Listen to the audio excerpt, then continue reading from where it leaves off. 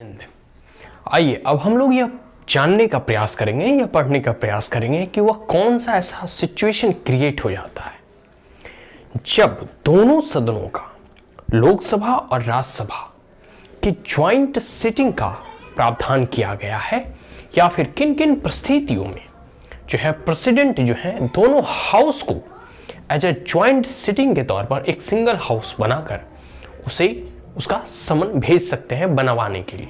कि जैसे कोई भी ऐसा बिल हो, ठीक है, कोई भी ऐसा बिल हो, उस बिल में डेडलॉक लग गया हो, ठीक है, ये तीन प्रावधान हम लोग यहां पे अभी डिस्कस करेंगे। इन तीन प्रावधान ऐसे तीन क्रिटिकल सिचुएशन जब अराइज हो जाते हैं, उस परिस्थिति में प्रेसिडेंट जो है समन भेज सकते हैं, बुलावा भेज सकते हैं दोनों हाउस को कि आओ ज्वाइंट सिटिंग करो और उसमें जो है कह सकते हैं कि आप जो है उस डेडलॉक को हटाओ और बिल को पारित करो, ठीक है। उसके बारे में हम लोग जानेंगे। देखिए, resolve the deadlock between the two house of the parliament. दो सदनों, कभी कभी ऐसा देखो होता क्या है कि एक प्रावधान किया गया है संविधान में कि अगर कोई भी एक बिल एक सदन के द्वारा पारित कर दिया जा चुका है, जैसे कोई भी बिल हो जो कि लोकसभा के द्वारा पारित किया गया हो और वह राज्यसभा में अटक गया,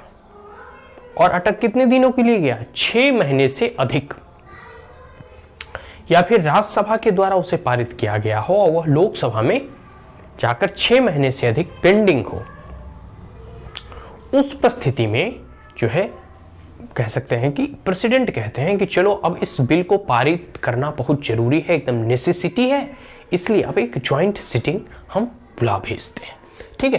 तो वही है कि resolve the deadlock between the two house, दोनों हाउस के मध्य में जो डेडलॉक है उसे रिजॉल्व करने के लिए। देखिए, पहला है कि if the bill rejected by the house, अगर कोई एक बिल जो है एक सदन के द्वारा पारित कर दिया गया हो और दूसरे सदन के द्वारा उसे रिजेक्ट कर दिया गया हो, इस परिस्थिति में भी प्रेसिडेंट चाहे तो एक ज्वाइंट सिटिंग को बुला सकते हैं।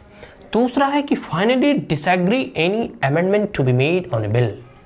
कोई एक सदन, देखो वो सदन इन द सेंस ऐसा इसलिए होता है कि पॉलिटिक्स में हर जगह नंबर का खेल होता है, आपको दोनों सदनों में जो है बिल को पारित कराना होता है, और हो सके कि लोकसभा में तो जिसकी सरकारें रहती है वो मेजोरिटी में रहते हैं, बट इन राज्यसभा में हो सके वो सरकार माइनॉरिटी में हो और वह बिल पारित करा पाने में असक्षम सिद्ध हो। इन दैट केस, इस परिस्थिति में जो है ज्वाइंट सिटिंग बुलाया जाता है, और कोई एक सदन कोई एक बिल को पारित कर दिया है और दूसरा सदन यह कह रहा हो कि हमें उस बिल में कोई भी संशोधन नहीं लाने हैं, इस परिस्थिति से निपटने के लिए भी प्रेसिडेंट जो है ज्वाइंट सिटिंग बुला सकते हैं। तीसरा है इफ मोर देन 6 मंथ, इसके बारे में ऑलरेडी हम जिक्र कर चुके हैं कि 6 महीनों से अधिक अगर एक सदन से बिल पारित हो गया, दूसरे सदन में पेंडिंग है, तो उस बिल को अगर पारित करना एकदम नेसेसिटी है, इन दैट केस जो है प्रेसिडेंट के द्वारा समन भेजा जाता है कि ज्वाइंट सिटिंग होगा।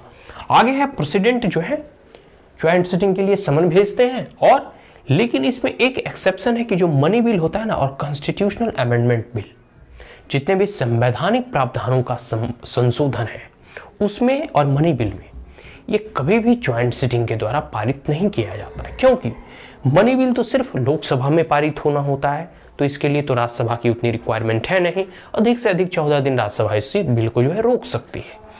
कॉन्स्टिट्यूशनल अमेंडमेंट बिल के लिए एक प्रावधान किया गया है कि कोई भी संवैधानिक प्रावधानों का अगर संशोधन होता है, इस परिस्थिति में दोनों सदनों से उसे पारित करना होगा, ठीक है।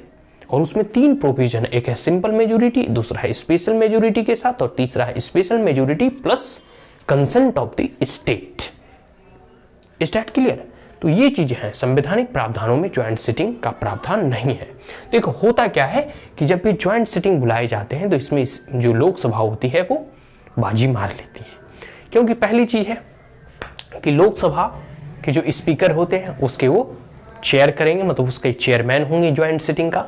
अगर स्पीकर नहीं होंगे तो डिप्टी स्पीकर होंगे, और वह इसलिए रखा जाता है क्योंकि जो लोकसभा के स्पीकर और डिप्टी स्पीकर होते हैं वह उस चैम्बर के मतलब लोकसभा के मेंबर होते हैं, लेकिन जो राज्यसभा के चेयरमैन होते हैं वो होते हैं वाइस प्रेसिडेंट ऑफ इंडिया, और वह उस सदन के मेंबर नहीं होते।